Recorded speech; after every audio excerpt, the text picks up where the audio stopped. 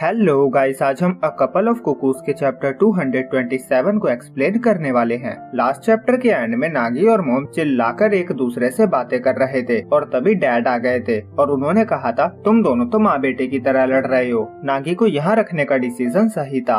अब नागी सोचता है सच ही है कि ये मेरी माँ है, नहीं तो मैं इतना ज्यादा रेबेलियस नहीं होता। उसे रियलाइज होता है कि वो अनजाने में ही एक्सेप्ट कर चुका है कि वो उसकी माँ है और डैड वापस जाने लगते हैं। नागी कहता है पर अभी तो आप आए ही हो। डैड कहते हैं मैं बस चेंज करने के लिए आया था, पर तुम दोनों को साथ देखकर अच्छा लगा, और फिर वो चले जाते हैं। फिर मॉम को भी काम से कॉल आता है और वो भी चली जाती है और जाते हुए वो नागी को उनके लिए खाना बचा कर रखने को कहती है। दूसरी तरफ एरिका साची से पूछती है क्या मॉम डैड बाद में खाएंगे। साची कहती है हाँ, वो 10 बजे रेस्टोरेंट बंद करके डिनर करते हैं। एरिका पूछती है उनका डिनर कौन बनाता है। साची कहती है डैड खुद ही बनाते हैं, वो बची हुई चीजों का कुछ न कुछ बना लेते हैं। और फिर वो सोने चली जाती है और एरिका फोन में रेसिपी चेक करती है। वो स्कूल में ऑलरेडी सो चुकी थी, इसीलिए उसे नींद नहीं आने वाली थी, तो उसने सोचा क्यों ना आज वो अपने असली पेरेंट्स के लिए डिनर बना ले। वो प्याज काटने की कोशिश करती है पर चाकू प्याज में ही अटक जाता है। फिर वो हाथों को हिलाए जा रही थी और प्याज उड़ता हुआ जाता है और कुछ बर्तन गिर जाते हैं। फिर वो फ्रोजन व्हाइट राइस को माइक्रोवेव में रखती है, पर यहाँ भी उसे प्रॉब्लम होती है। वो अभी तक ऑटोमेटिक माइक्रोवेव का यूज करती आई है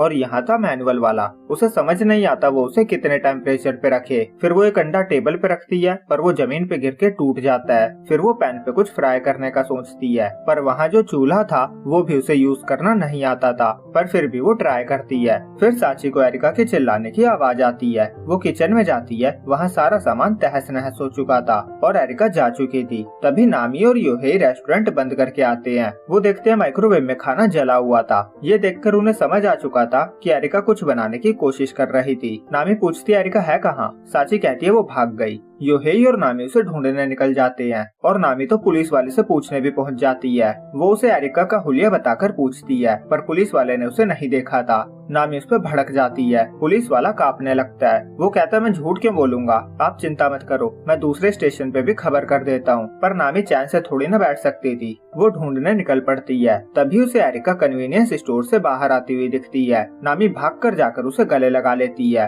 फिर घर जाकर एरिका बताती है वो बोल लेने गई थी। वो बताती है उससे नामी का बोल टूट गया, इसीलिए वो पैनिक हो गई और भागकर खरीदने चली गई, पर वहाँ उसे बस प्लेट और चम्मच ही मिली। वो नामी से माफी मांगती है। नामी कहती है कोई बड़ी बात नहीं है, बस 100 रुपए का ही था। एरिका कहती है मुझे लगा आप सिर्फ अपने बोल में ही खाना खाते हो। साची बताती है अमानो हाउस में किसी का भी पर्सनल बोल नहीं है, तो यहाँ सबके अपने बोल देखकर उसे ऐसा लगा होगा। फिर एरिका दोबारा से कुछ बनाती है और इस बार सब कुछ अच्छे से हो जाता है। मॉम डैड भी बहुत ज्यादा खुश हो चुके थे। योहेई के तो आंसू रुक ही नहीं रहे थे। अब अगली सुबह नागी को एरिका का मैसेज आता है मुझे नहीं पता था अगर कोई मेरे हाथ का बना खाना खाएगा तो मुझे इतनी खुशी होगी। नागी को याद आता है मॉम ने कहा था मेरे लिए डिनर छोड़ देना। वो किचन में जाता है, वहाँ जूठे बर्तन पड़े हुए थे। वो समझ जाता है कि मॉम ने खाना खा लिया और यहीं पे ये एपिसोड एंड होता है। तो मुझे तो फर्क नहीं पड़ता स्टोरी बढ़ रही है नहीं बढ़ रही है, पर ये चैप्टर पर्सनली मुझे बहुत अच्छा लगा। नागी और एरिका दोनों ही अपने असली पेरेंट्स के साथ अच्छे से रह पा रहे हैं। That's a wonderful thing.